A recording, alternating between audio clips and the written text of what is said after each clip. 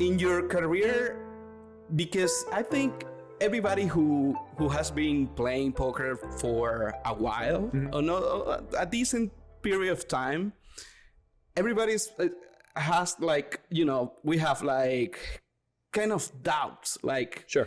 this is for me, this is real for me. You're talking about like a couple of times you were broke and coming from nothing to this. How was like the human being perspective in that moment in your mind? Like, should I do something else? Yeah, or should 100%. I mean, this is the thing. This is where we're flawed as creatures, right? Our brain just doesn't operate in a way that comprehends variance very well. So if you were able to zoom out and look at my 16-year career and just stare at the graph, like on a way zoomed out perspective of overall the 16 years, you would see a relatively steady uptick. And a mathematician could look at that and be like, hey, this is a winning player. It's very clear. And if you zoom in on any given point of the graph, it's going to look like an EKG. Is that a roller coaster? Exactly. Yeah, of course. So when we're suffering through the zoomed in portion, it's very difficult to figure out where your emotions lie in all of this, right? It's hard to check how you emotionally feel and take the zoomed out perspective of understanding like, well, you're still profitable. You're going to be fine. You'll land on your feet. And the thing is in the past, I used to think that like it was a work in progress and you should build that callus and you should dehumanize the game as much as possible, turn it into a game of statistics and just be happy pressing your edge. But I'm starting to come around to the other way because even though I'm in a way better position than I've ever been, I still suffer through those roller coasters and it's impossible not to acknowledge. So I think it's like far better rather than trying to train your brain out of it, trying to better comprehend the interplay between the logical mind and the emotional mind, and just actually allowing yourself to humanize types of things like this, where you can just acknowledge out loud, like, yeah, like I lost and that hurts, but it's irrational for me to like place blame on the dealer or a player or the deck or that I'm just so unlucky. Like it becomes toxic when you steer into narratives of this only happens to me. Yeah. Why just me? Right. It's like math doesn't care. Exactly. It's happening to everybody. It's just you're currently experiencing it. And it's hard to get yourself out of that paradigm of I'm the unluckiest person on earth. It's really interesting you talk about this because I'm sure for all the players who can see people playing the amount of money that you can play in a night. Yeah.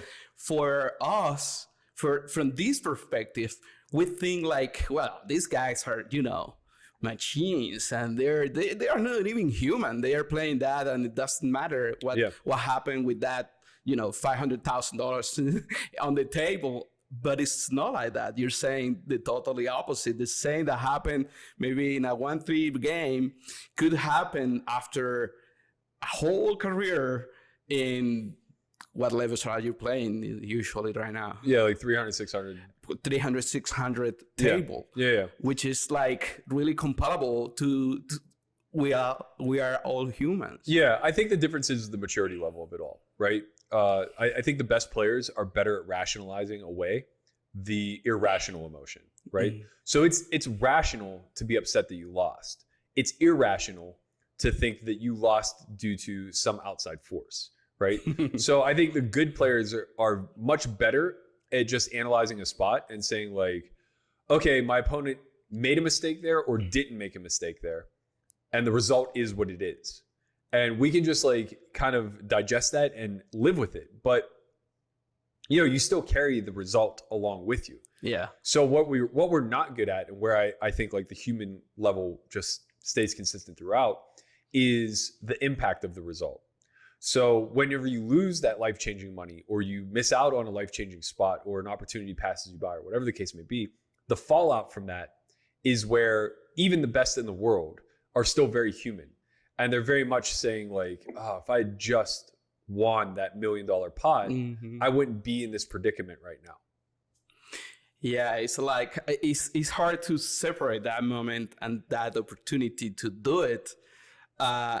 even if it's $1 million for a person or it's $100 for another kind of person, Yeah. I think that the relationship with the money and the results is really engaging that human being with some reactions that is really hard to control, even when you are a professional poker player. Yeah, for sure. I mean, it takes like just a level of I guess, mental toughness that is probably second to no other career path that's a mind sport, right? I think like physical arenas probably have a different level of mental toughness that is comparable. So if you're talking about military or professional athlete or fighter or whatever the case may be, those guys have a level of mental toughness and discipline that is just second to none.